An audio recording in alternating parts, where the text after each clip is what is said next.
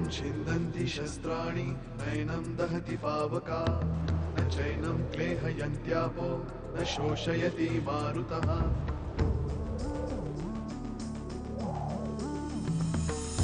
दिवसामागुन रात्र धावते सकाळ संध्याकाळ सूत्रधार जो या साऱ्याचा नामतयाचे काय तयाच्या मनात दडले नकळे कधी कुणा क्षणात होते संभव सारे क्षणापूर्वीचे असंभव असंभव असंभव असंभव. अगं आता शुभ्रा एकटी नाही राहिली, आपल्या घरात कोणीतरी येणार आहे. आई तू पुन्हा आजी होणार आहेस, मी बाबा आणि शुभ्रा आई होणार आहे. नवा शास्त्री जन्माला येणार. इने काहीतरी कर, नाहीतर पुन्हा नवा जन्म घ्यावा लागल. तुझी कशी माफी मागू मला काही कळत नाही. काय बोलताय तुम्ही कुसुमात्या? मी तुझा दुस्वास करत राहिले, तुला समजून घेण्याचा कधी प्रयत्न केला नाही मी. मला काय बी प्रॉब्लेम नाही, तुम्ही नका काळजी करू मावशी.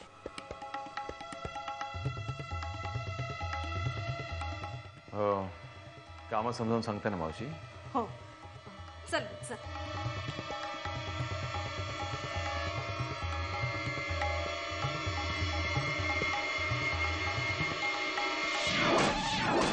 बरं येऊ का आता? गाव नवीन हाय आणि वाट धोक्याची. साप गेलाय ना आडवा, मग आता कसली आली भीती? निस्ता आडवाच गेला नाही, डंख बी मारून गेला.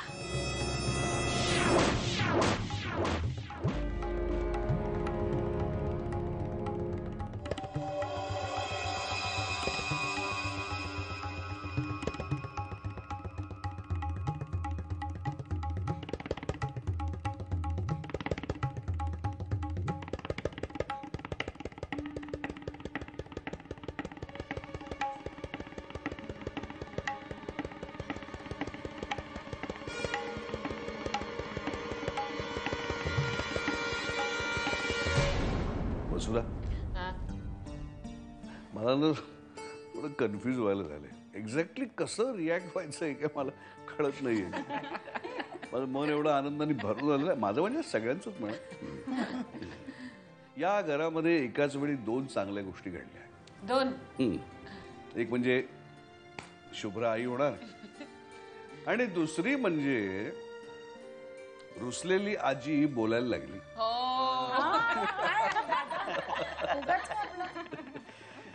कितीतरी दिवसांनी आपण असे मस्त गप्पा मारत बसलो आहोत ना. हो ना. नाही तर काय, मध्यंतरीच्या काळात सारख्या कसल्या तरी काळजा, चिंता नाही तर भांडण नको झालं. काय चांगलं काही घडतच नव्हतं. नाही पण आता असं काही होणार नाही. आता या घरामध्ये फक्त चांगल्या गोष्टीच घडणार आणि या सगळ्याचं श्रेय शुभ्राला आहे. या घरामध्ये येणारं चिमुकलं बाळ फक्त आता आनंद घेऊनच येणार. आता मस्त सेलिब्रेशन झालं पाहिजे. फुल टू धमाल करूया करूया, धमाल करूया. आपण ना हिची मंगळागौर करूया. 2 वर्ष घरातच पूजली होती ना, यंदा हॉल वगैरे घेऊन छान करूया. आई मंगळागौर काय मंगळागौर, मस्त रॉक पार्टी झाली पाहिजे. अशी रात्रभर धमाल. आणि बेंगलोरच्या तुझ्या मित्राला पण बोलावून घ्या पार्टीला. माझा मित्र काय रॉक पार्टी काय, ती काही संस्कृती नाही आपली. श्रावण आहे, मंगळागौरच करूया. बाबा सांगा ना हिला. अगं मी काय सांगू तुला. कुसुमात्या तू सांग बरं, तुझं ऐकते मी. अगं मी काय सांगणार, त्या पार्टीला काय तू मला बोलवणार आहेस का? आणि बोलवून काय मी काय डान्स करणार आहे का? एक तुम्हाला गंमत सांगतो. मला लहानपणची गोष्ट आठवते. कुसुमनं कशी नाचायची हे तुम्हाला सांगितलं ना. अप्रतिम नाचायची. कोणी माझ्या कुसुमात त्याला छळायचं नाही. तिला छळायचा हक्क फक्त माझा आहे. दादा तू जर का माझी लहानपणची नाचाची आठवण सांगितलीस ना तर मी ते सार्वजनिक गणेशोत्सवामध्ये वक्तृत्व स्पर्धेमध्ये तू नाही का गेला होतास आणि मग तिकडे तू चुकलास सगळं आणि मग रडत बसलास आणि मग ते सांगितलं सगळ्यांना. अरे आता आणखी काय सांगायचं बाकी सगळं सांगून मोकळी झाली. मला का चिडवतोस सारखा?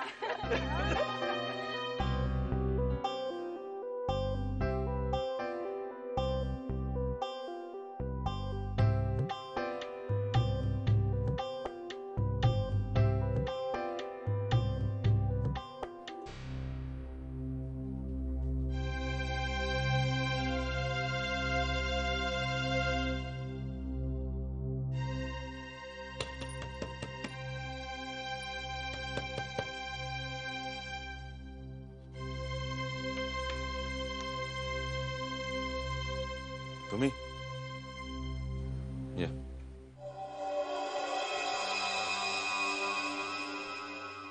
इतके लवकर आलात? होय, चाकर माणसं म्हटलं साहेबांना चहापासनं समद करून द्यावं. मी चहा घेत नाही. मावशीने सांगितलं नाही तुम्हाला? हा बोलली मावशी, पण माझ्या हातचं घेऊन तर बघा, लई झाक करते मी. म्हणजे तुमच्या बरोबर 2 घोट म्या बी घेईन. माझ्या बरोबर नाही, तुम्हाला करून घ्यायचं तर घ्या, काहीच प्रॉब्लेम नाही.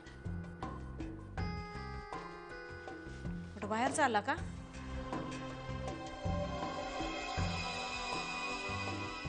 नाही म्हणजे कुणी आलं आणि विचारलं तर? मला इथे फारसं कोणी ओळखत नाही, पण तरी माहिती म्हणून सांगतो, आधी वाड्यावर जाणार आहे. वाड्यावर? शास्त्र्यांच्या वाड्यावर, आणि तिकडून मुंबईला. मग मला वाटतं एवढी माहिती पुरेशी आहे, कोणी विचारलं तर सांगायला.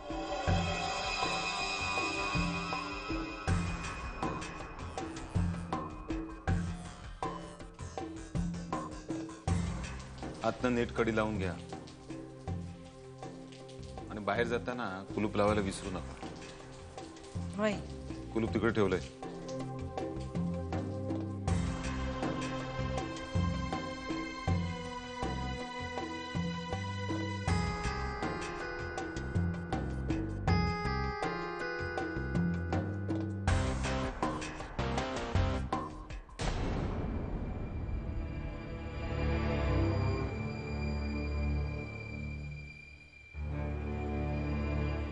या एकटे झालात?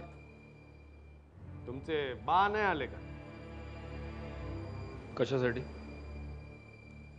नाही, तुमच्याकडे रिवाज आहे ना, एकाला बोलवलं की सगळे येतात, म्हणून विचार. मी एवढंच विचारायला आलोय की तुम्ही जगनला का छळताय? कोण छळत? जरा तिकडे नजर टाका की.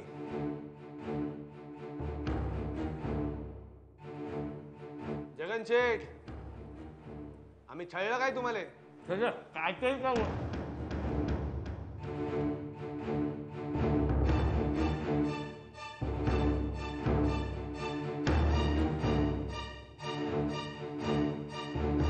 पण त्याला इथे बोलवायची गरज? चौकशी. कसली चौकशी? याचा काय संबंध? संबंध असल्याशिवाय कोणी कोणाचा पाठलाग करत नसतो. अभिमान सरंजामे. कोणाचा पाठलाग केलाय?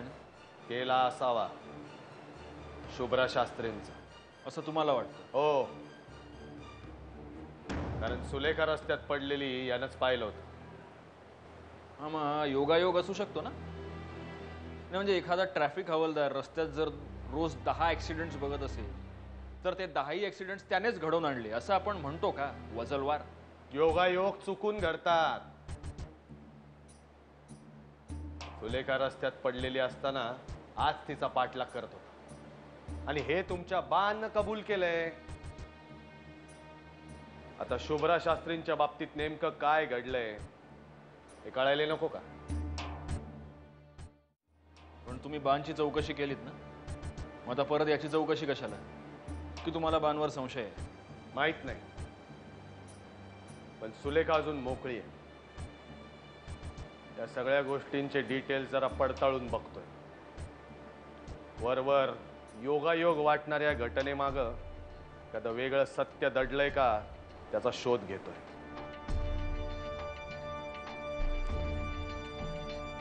जगन, जे काही असेल ते खरं खरं सांग, टेन्शन घ्यायचं नाही. हं? आणि तू खरं सांगितल्यानंतरही जर कोणी तुला त्रास दिला तर मग सांग मला, मग बघू आपण काय करायचं ते.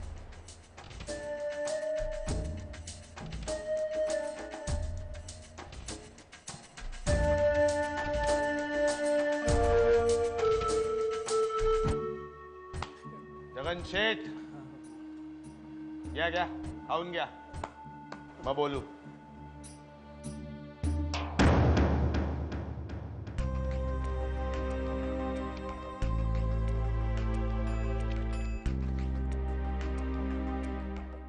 मी खूप सेफ पोझिशन मध्ये आहे आता. इथे मला कोणी पाहूच शकणार नाही. आणि चुकून पाहिलंच तर या वेशात रूपात मला कोणी ओळखूच शकणार नाही. नागेशने ओळखलंच तर तो भालचंद्र असेल. तो भालचंद्र असेल तर त्यानं ओळखलं तरी माझं नुकसान नाही. झाला तर माझा फायदाच होईल. पण मला मात्र तो नक्की कोण आहे हे शोधून काढायलाच हवं.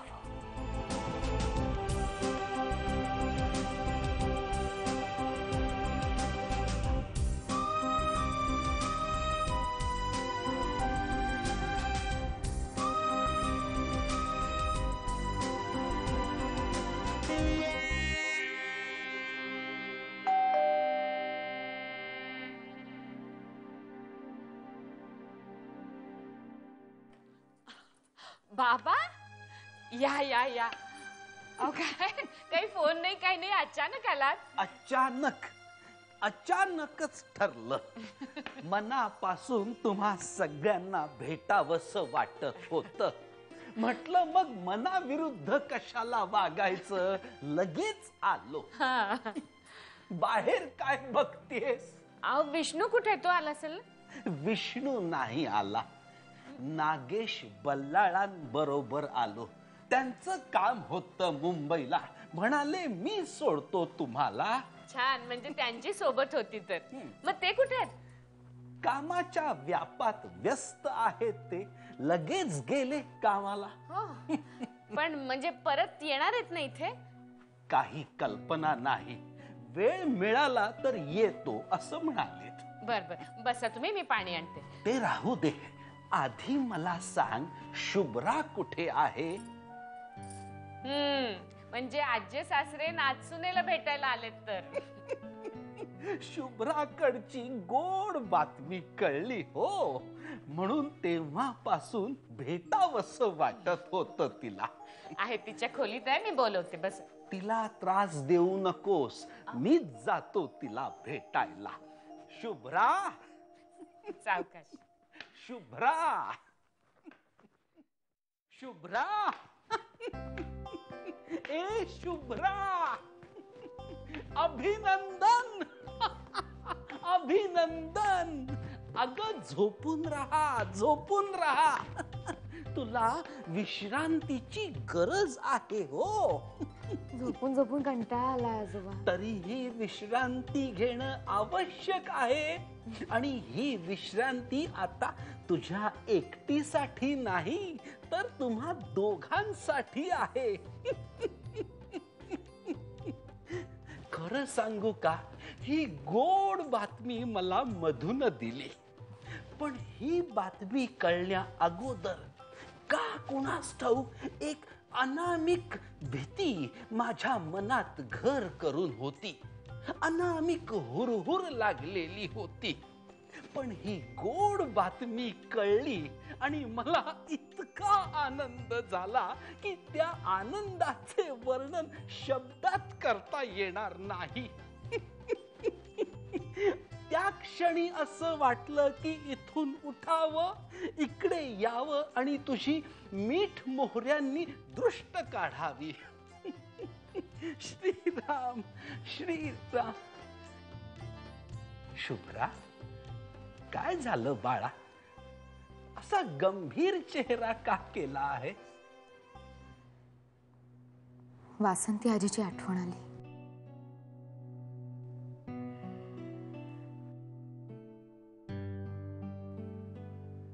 त्यावेळी आपण सगळे इतकेच आनंदात होतो, पण त्यानंतर जे घडलं ते. असं काहीही घडणार नाही. मुळात असं काही घडू शकतं असा विचारही मनात आणू नकोस बाळा. बरं का, अशा परिस्थितीमध्ये नेहमी सकारात्मक विचार करावेत. पण आजोबा, गेल्या जन्मात असंच काहीतरी घडता घडता.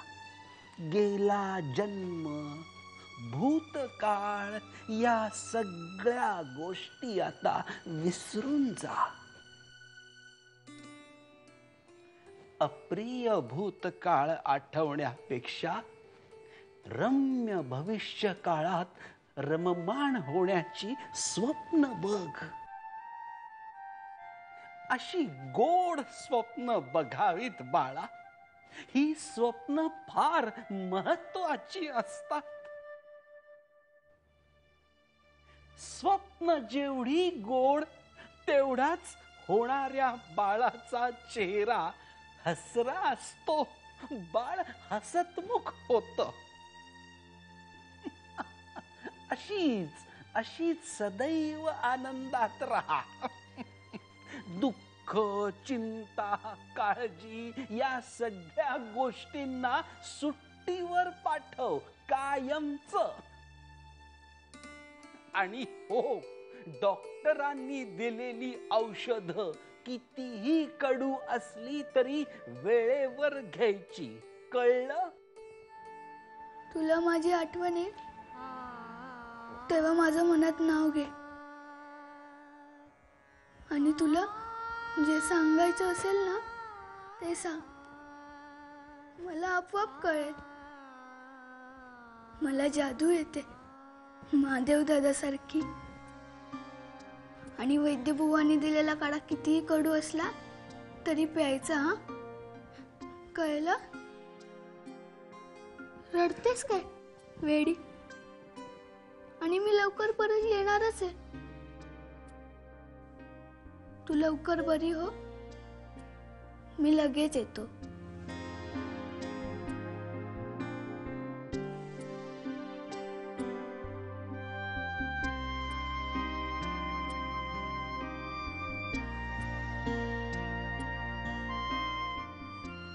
आजोबा.